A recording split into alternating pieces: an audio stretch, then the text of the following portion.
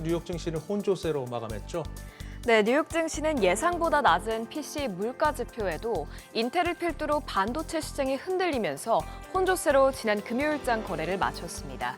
다우지수는 0.16% 올랐고 S&P 500 지수가 0.07%, 기술주 중심의 나스닥 지수가 0.36% 하락했습니다. S&P 500 맵을 보면 테크주들이 전반적으로 약세를 보였다는 것을 확인할 수 있죠. 특히 반도체 섹터가 붉게 물들었는데요. 어닝 쇼크를 기록한 인텔은 12% 가까이 폭락했고 엔비디아를 포함해 AMD, 브로드컴, 그리고 반도체 장비 업체들까지 모두 하락했습니다. 확실히 AI 반도체와 일반 반도체를 기준으로 실적 희비가 엇갈리고 있죠. 다만 바이든 행정부가 인텔과 TSMC에 자금 지원을 승인할 것이라는 보도가 나왔는데요. 내일 반도체 시장에 호재로 작용할지 봐야겠고요. 또 30일에 나올 AMD 실적도 향후 상승의 기폭제 역할을 할 것으로 보입니다.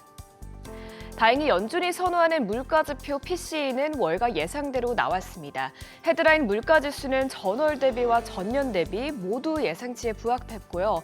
특히 근원 물가는 전년 대비 2.9% 상승하면서 2년 9개월 만에 2%대에 진입했습니다.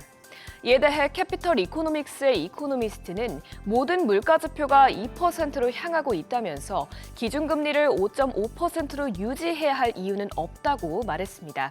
다만 개인 소비 지출은 0.7% 증가하면서 며칠 전 GDP에서 보여준 대로 소비는 좀처럼 꺼지지 않고 있는 것으로 나타났습니다. 이를 토대로 조기 금리 인하는 어려울 수 있다는 분석도 함께 나왔습니다.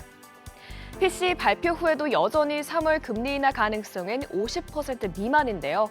이에 따라 통화 정책에 민감한 2년물 국채 금리는 0.04%포인트 올랐고 10년물 국채 금리도 소폭 올랐습니다. 국제유가는 강한 미국 경제의 상승세를 이어갔습니다. WTI와 브렌트유는 각각 배럴당 78달러, 배럴당 83달러에 거래됐습니다. 이어서 이번 주 주요 일정도 보겠습니다. 이번 주는 중요 일정들이 몰려있는 만큼 증시 변동성에 주의해야겠는데요. 먼저 가장 큰 이벤트로는 1월 FOMC 회의가 있습니다.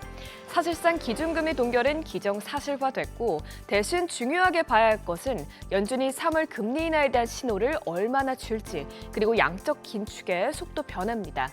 이와 함께 같은 날 발표되는 재무부 분기 자금 조달 계획도 주의해야 합니다. 이번 1분기에 재무부는 전년 동기 대비 훨씬 많은 규모의 채권을 발행할 예정인데요.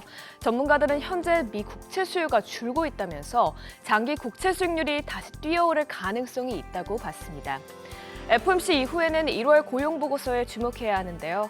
월가에서는 1월 신규 고용이 직전 달 21만 6천 개에서 18만 개로 줄어들 것이라고 전망하고 있습니다. 아울러 이번 주는 엔비디아를 제외하고 대부분의 대형 기술 기업들이 실적을 내놓습니다.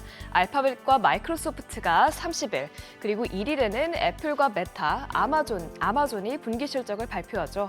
지금까지 M7 기업들이 증시 랠리를 이끌었던 만큼 빅테크 기업들의 실적이 부진할 경우 증시 전반이 흔들릴 수 있기 때문에 이번 주 실적 발표에 특히 예의주시할 필요가 있겠습니다.